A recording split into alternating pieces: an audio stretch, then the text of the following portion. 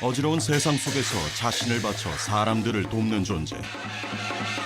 예술가로서 평범한 사람으로서 삶은 다 내려놓고 신의 제자로 새롭게 태어나는 무당 토백을 만나봅니다.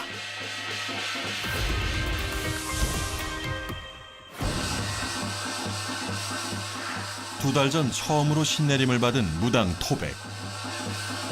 오늘은 내림굿의 두 번째 과정인 소슬굿을 받는 날입니다. 깜짝 놀랐어요. 예, 작두 작은 할아버지. 자꾸 할아버지 저기 한번 무릎 뜨고 가요. 예, 작두 작은 할아버지 오셨는데요. 자신에게 내려온 여러 신령님들 중 어떤 분이 맑은 영을 솟구치게 하는지를 알아본다는 소슬굿. 오랜 시간 힘든 무병을 겪고 이 자리에 선 만큼 시원시원하게 굿이 진행되고 있습니다.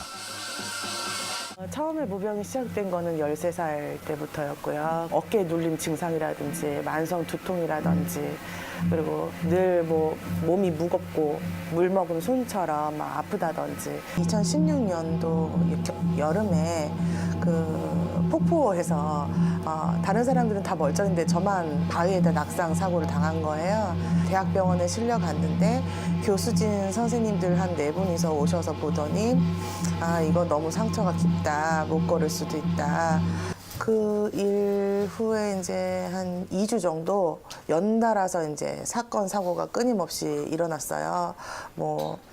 집에서 키우는 이제 애완동물이 개복 수술을 하게 된다든지 또 이틀 지나니까 이제 방금 이제 병원 들어와서 정신이 없었는데 또 이틀 후에 차 사고가 접촉사고가 또 나고 또 이틀 후에 또 접촉사고가 또 나고 이틀 연장 한 14일 정도 계속 사건 사고가 끊임없이 일어났어요. 그래서 아무리 사람이 나쁜 일이 겹쳐도 이렇게 동시다발적으로 일어날 수가 있을까? 이건 말이 안 된다. 이건 무슨 조화가 있는 거다. 그래서 이혜진 만신 선생님을 이제 찾아가게 됐어요. 그래서 선생님 얘기를 들어보니 무병이 너는 오래 전부터 왔었고 신의 굴복을 안 했기 때문에 이 상태가 되었다. 마지막에 정말로 이거는 진짜 죽기 살기로 한번 내가 여기를 마지막이라고 생각하고 온 것 같은 그런 느낌을 받았어요. 네 꿈이 있는데 기왕이면은 그 꿈을 좀 펼치고서 갈 수 있는 인간 세계로 살았으면 좋겠다 해서 인간 세상으로 그냥 가물만 재우고서는 그냥 가기를 바랬었었죠. 근데 처음에 이제 그렇게 해서 그러면은 선생님 제가 너무 아프니까 이 아픈 몸만 좀 걷어주세요 해서 이제 병굿으로 이제 시작이 됐던 거예요. 이제 무관을 세워봤는데 이미 벌써 할아버지 할머니 신명들 다 들어오셔서 이 길을 안 가면 안 된다. 그랬더니 안 간다 그러더라고요. 죽었다 깨어나서 자기는 안 간다고. 그래서 그러면 할 수 없다. 너를 갖다 인간 세상으로 이제 돌려주마 해갖고서는 이제 굿을 잘 마무리를 시켜놓고 갔는데 또 전화가 왔어. 이제는 도저히 안 되겠어요. 내가 무릎을 꿇어야죠. 그래서 이제 내림굿으로 이제 진행을 하게 된 거예요. 어릴 때부터 그녀를 괴롭혔다는 두통과 어깨 통증, 그리고 계속된 사고. 대체 왜 자신에게 이러한 일들이 일어나는지 알 수 없어 혼란스러웠던 그녀. 하지만 신은 곧 그녀에게 놀라운 일을 보여주었다고 합니다.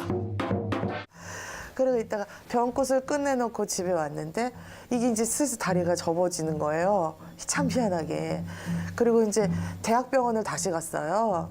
그랬더니 이제 이게 참 희한하다는 거예요. 이게 아물고 있다는 거예요. 그래서 이거 다리가 참 희한하다. 그래서 갸우뚱갸우뚱 선생님들이 그래요. 불과 몇 달 전만 해도 불구가 될 거라 했던 그녀의 다리. 하지만 지금 그녀의 다리는 그때의 모습을 상상하기 힘들 만큼 건강합니다. 네, 참 신기한 일이죠. 세 번째 재수굿을 받고 나서 갑자기 집에 돌아오는데 막 환영이 보이는 거예요. 막 구름이 뭉게뭉게 계신 막 할아버지 할머님들이 막 눈에 보이고 그리고서는 혼자 막 말문을 막 트기 시작하는 거예요. 밤에 명호를 이렇게 명패를 잡고 막 나는 누구다 막 이렇게 들어오시는 거예요. 제가 받겠습니다. 결국은 이렇게 굴복을 하고 집에 와서도 고민이 많았어요. 왜 나는 예고도 나왔고 음대도 나왔고 전 또 연주자 생활을 했었어요. 그리고 학교 출강도 나가고 그래서 사실 교수가 되려고 코스를 밟고 있었어요. 음대 교수나 이렇게 되려고.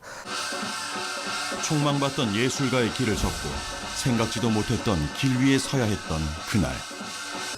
그 무너지는 마음을 누가 알아줄 수 있을까요? 하지만 그녀의 마음을 돌린 건 힘든 길을 먼저 걸어온 신어머니 이혜진 만신이었습니다. 굿을 그냥 거기서 딱 끝나는 게 아니라 3일 굿을 끝난 다음 날부터 3일 동안 계속 기도를 하는 거예요. 그 집을 위해서, 굿을 한 집을 위해서.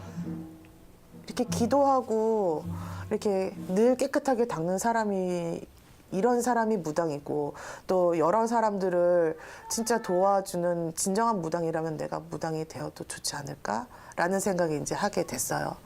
그래서 아마 이혜진 선생님이 없었으면, 그런 올바른 길을 걷는 모습을 제가 못 봤다면 제가 무당을 계속 안 하려고 했었을 거예요. 오늘날까지도. 어렵사리 마음을 먹고 이 길에 들어선 그녀. 그런 그녀에게 신들은 특별한 능력을 주었다고 합니다. 내림꽃 할 때 실렸던 이제 신령님이 토백신이라는 분인데요. 저도 사실 토백신이 뭔지 몰랐어요. 그냥 내림꽃 할 때 토백이래요. 그래가지고 그걸 그때 알게 된 거예요. 근데 그 땅의 지신의 이제 우두머리신 거예요. 토백신 자체가 땅의 이제 우두머리 신령님이시기 때문에 사람은 다 땅을 안 밟고는 살 수는 없잖아요. 그러니까 땅에 관련된 모든 것들, 그러니까 사람이 몸이 아프다든지, 아니면 이사가 한다든지, 아니면 부동산 일이라든지, 뭐 아니면은 뭐 회사, 또 사람들 사이에서의 일이라든지, 모든 거를 다 알려주시고 두루두루 살펴주시고 이제 점사도 내려주시는 그런 할아버지세요. 제게 또 이제 중요한 신령님 한 분이 이제 약사 할아버지세요. 약사 할아버지가 한마디로 이제 병이 든 분들, 아픈 분들을 고쳐주신 할아버지신데요.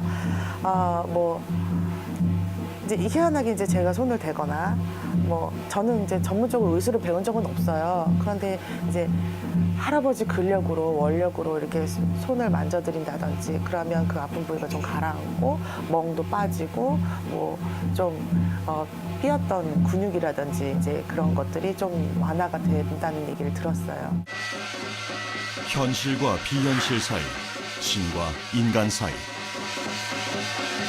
산자의 고통과 주근이의 한을 풀어주며 살아가는 사람들. 그녀는 그러한 삶을 기꺼이 받아들이며 가고자 또 한 번 굳게 마음을 먹습니다. 저의 신령 할아버지가 그러셨어요. 너는 가장 높은 분들을 모시고 있지만 너는 세상에서 가장 낮은 사람이 돼야 된다. 그래서 그 중간 사람들을 모두 다 어우러야 된다.